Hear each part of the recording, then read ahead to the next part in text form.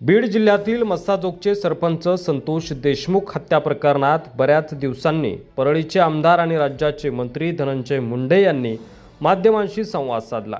विशेष म्हणजे खंडणी प्रकरणी अटकेत असलेल्या आणि सरपंच हत्याकांडाचा मास्टरमाइंड असा आरोप असलेल्या वाल्मिक कराडला पोलिसांनी अटक केल्यानंतर धनंजय मुंडेंनी प्रथमच आपली बाजू मांडली आहे।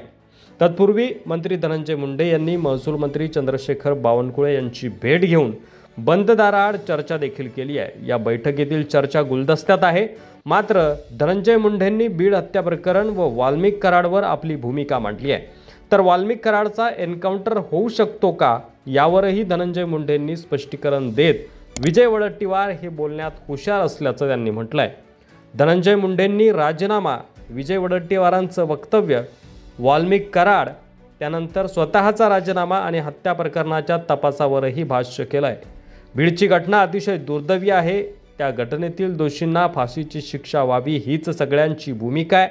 या घटनेशी माझा काहीही संबंध नाही, कुणाचाही राजीनामा मागायचा सध्या असं चाललंय असं धनंजय मुंडे यांनी म्हटलंय।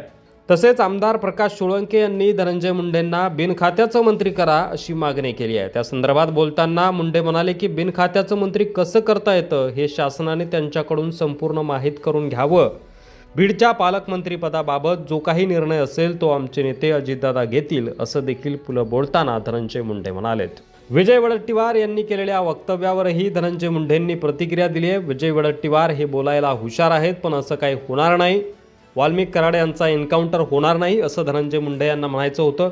प्रशासन तपास करतंय। संतोष देशमुखची हत्या करणाऱ्यांना फास्ट ट्रॅकमधून फासावर चढवणे आमचा उद्देश आहे।